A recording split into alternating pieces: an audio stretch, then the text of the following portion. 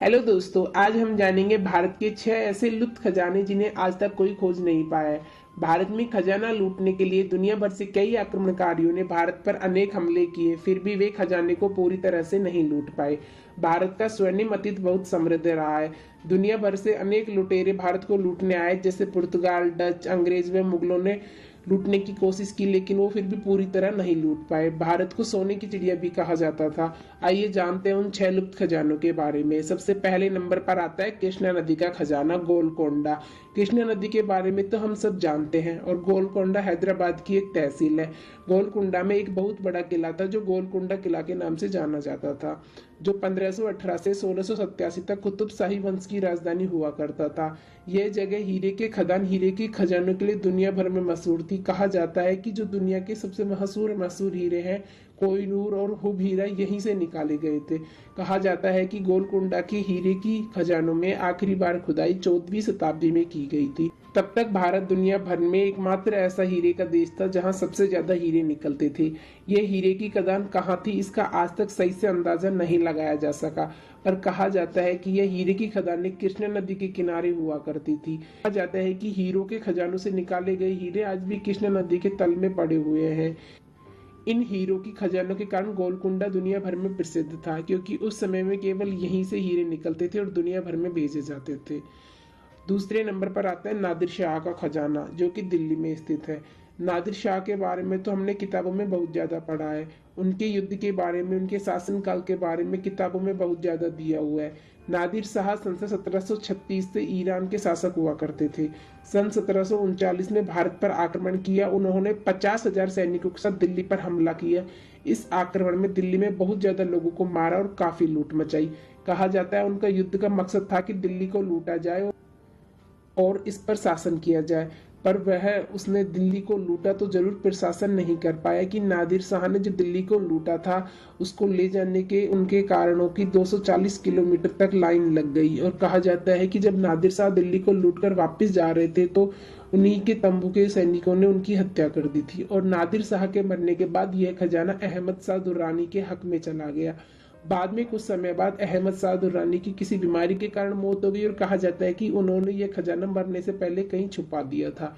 इस खजाने के अंदर बहुत सारे कीमती सामान थे, बहुत सोना था, चांदी के जेवरात, जिनका आज तक किसी को पता नहीं चला। तीसरे नंबर पर आता है मीर उस्मान अली का खजाना। मीर उस्मान अली खान अपने समय के बहुत ही अमीर आदमी हुआ करते थे, और वह हैदराबाद के निजाम हुआ करते थे। और उस समय वह इतने बड़े राज्य पर शासन करते थे कि वह इंग्लैंड के बराबर था। सन 2008 में फॉर मैगजीन में उन्हें दुनिया का चौथा सबसे अमीर इंसान बताया गया था, और टाइम मैगजीन में 1937 में उनको दुनिया का सबसे अमीर आदमी बताया गया था। वह हैदराबाद के किंग कोटी पैलेस में रहते थे। उन्होंने उसे अपने रहने के लिए बहुत समय पहले बनवाया था, और वह अपना सारा खजाना, सारी धन दौलत उसी के नीचे अंडरग्राउंड कमरे में या तहखाने में रखते थे। और जब 1933 में हैदराबाद भारत का हिस्सा बना तो भारत सरकार ने उनका कुछ खजाना तो हासिल किया, पर कुछ खजाने को आज तक नहीं पता चल सका। और कहा जाता है कि उनका खजाना इतना विशाल था कि आज के समय में उसकी कीमत करीब 33 बिलियन डॉलर है। चौथे नंबर पर आता है ग्रोस वेनर जहाज का खजाना। Grosvenor British East India company का सबसे बड़ा और अमीर जहाज था। इस जहाज के अंदर 14,000 सोने की सिल्लियां, 19 संदूके के अंदर सोना जेवरात भरे हुए थे, और 26 लाख सोने के सिक्के थे। यह जहाज चेन्नई से इंग्लैंड के लिए श्रीलंका के रास्ते रवाना हुआ था, लेकिन यह 1782 में दक्षिण अफ्रीका केप टाउन से 700 मील दूर समुद्र में डूब गया। और कहा जाता है कि यह खजाना आज भी समुद्र के अंदर पड़ा हुआ है। एक मालवाहक की कीमत 75,000 डॉलर थी, और इस खजाने को ढूंढने की बहुत बड़ी कोशिश की जांच की जा चुकी है, लेकिन आज तक इसका कोई पता नहीं चला है कि यह समुद्र के किस हिस्से में पड़ा हुआ है। पांचवें नंबर पर आता है पद्मनाभ स्वामी मंदिर का खजाना, जो कि केरल में स्थित था। पद्मनाभ स्वामी मंदिर केरल के तिरुवनंतपुरम में स्थित है। यह पूरी दुनिया में सबसे पैसे वाला हिंदू मंदिर है। यह मंदिर उस समय चर्चा के अंदर आ गया जब सुप्रीम कोर्ट के ऑर्डर के ऊपर इसका भूमिगत कमरा खोला गया, जिसके अंदर 6 तिजोरियां थी। उसमें 5 तिजोरियां खोल दी, और सरकार कर्मचारियों की आंखों के सामने इतना खजाना दिखाई दिया कि कोई सोच भी नहीं सकता था। इतने सोने में उस खजाने की कीमत 22 अरब डॉलर लगाई गई थी। अभी छठी बाकी है, और जब 6 तिजोरियों को खोला तो उसके अंदर एक लोहे की दीवार मिली। हिंदुस्तान टाइम्स अखबार के मुताबिक 6 तिजोरियों के आगे एक सांप है और उसको खोलना एक बुरा शगुन हो सकता है। इस छठी तिजोरी का राज क्या है, आज तक किसी को नहीं पता। छठे नंबर पर आता है सोनभद्र गुफा का खजाना, जो कि बिहार में स्थित है। सोनभद्र की गुफाएं बिहार राज्य के एक छोटे से शहर राजगिरी, जो नालंदा जिले में स्थित है, वहाँ है।